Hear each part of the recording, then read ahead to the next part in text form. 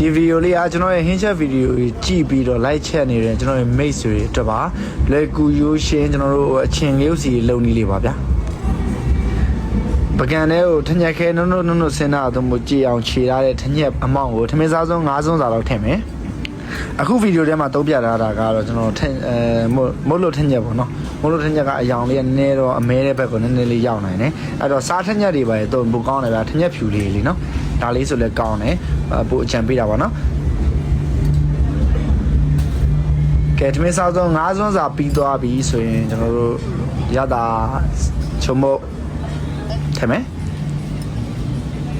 ချုံမို့လက်ဖေးစုံလေးနဲ့တစုံမောက်လေးတစုံပါပဲနော်စားရလဲလက်ဖေးစုံလေးနဲ့မောက်လေးတစုံထည့်ပေးမယ်ဒီကဒီအချင်းအပြားကိုလွယ်လွယ်ကူကူလှုပ်စားခြင်းနဲ့မျိုးစီချင်းပုံစံမျိုးပေါ့နော်အတုပ်တွေလည်းတုပ်စားလို့ရတယ်တို့စားလို့ရတယ်ဆွဲစုံသုံးပေါ့ဗျာဒါကတော့မကြီးသီးကိုနှစ်တိုက်ထားတာပြစ်လေးပေါ့နော်မကြီးသီးနှစ်တိုက်ထားတာလေ2စွန်း3စွန်းလောက်ထည့်မယ်နော်မကြီးသီးရလဲဒီမဲတဲ့မကြီးသီးဆိုရင်နည်းနည်းလေးတော့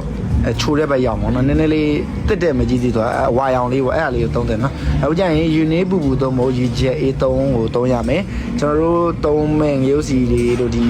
မကြီးသီးတွေတို့မှရှိတဲ့ဘက်ပိုးတွေလည်းနည်းသိစီတယ်နော်ပိုင်းနိုင်လည်းမဖြစ်ဘူးပေါ့ဗျာအဲ့တော့ယူနေပူပူလေး9စွန်းလောက်ထမင်းစားစွန်းနဲ့ထည့်မယ်ကျွန်တော်ဒီဗီဒီယိုထဲမှာပြလာတာကထမင်းစားစွန်းရယ်လက်ဖေးစွန်းရယ်2မျိုးတဲ့ပါဒီ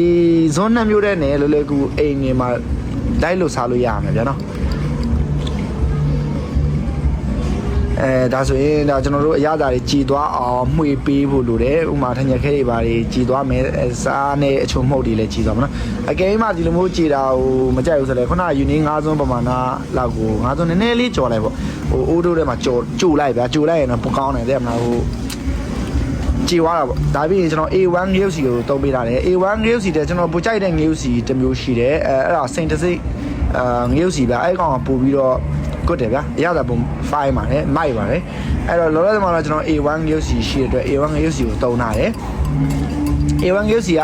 250 gram ဆိုကျွန်တော်ထမင်းစားစွန်းနဲ့9စွန်းလောက်မောက်လေးတာထည့်လိုက်နော်အဲ့တဲ့ကိုခဏဆက်ထားတဲ့မကြီးအချင်းကြီးထည့်မယ်နော်ကြက်သွန်ပြူနုံစင်သားထည့်မယ်ငြုပ်သီးစိမ့်နုံစင်သားထည့်မယ်ကြက်သွန်ပြူတို့ငြုပ်သီးစိမ့်တို့နန်းပင်တို့ပေါ့ဗျာနန်းပင်ဆိုရင်လည်းမှုေးဖို့တယ်ပေါ့နော်ငြုပ်သီးစိမ့်ကကိုကအဆက်အရမစားဘူးဆိုရင်နည်းနည်း short လို့ရတယ်အဆက်အရစားရဆိုလည်းတိုးလို့ရတယ်ဒါထမင်းစားဆုံးမောက်တစွန်းစာလောက်လေးပဲမြုပ်သီးရဲ့ကြက်သွန်ဖြူရဲ့နန်းနေမင်းရဲ့အဲ့ဒါပြီးအားလုံးကိုမှွေပေးမယ်အကယ်မှကျွန်တော်ပြောရဲ့နီးလေးနဲ့မလုပ်ချင်ဘူးဆိုလဲအိုးတိုးထဲမှာဒါရအားလုံးပြစ်ထည့်ပြီးတော့ကြိုလိုက်ဗျာလုံးဝကောင်းတယ်နော်ဒါကတော့မိမိတို့စိတ်ကြိုက်ပါပဲဒီဗီဒီယိုလေးတွေလုပ်ပေးနေတာကကျွန်တော်ဒီ cooking video တွေကိုကြည့်ပြီးတော့အိမ်မှာ like ချက်စားတဲ့ညီကိုမောင်နှမတွေအဝေးရောက်နေတဲ့ညီကိုမောင်နှမတွေနေရာကိုစီမှာရောက်နေတဲ့ညီကိုမောင်နှမတွေရှိရဗျာသူတို့ကြောက်ပါဒါကျွန်တော် testing လုပ်တာပါဗျာဒါမျိုးစီလေးကိုကျွန်တော် testing လုပ်မှာဖြစ်ပါတယ်ကျွန်တော်ရဲ့ lab ပေါ်တင်လိုက်တာပါဗျာအမှန်တော့ဇွန်းနဲ့လည်းရပါတယ်နော်ဘယ်လိုမြည်ပါအဆင်ပြေပါတယ်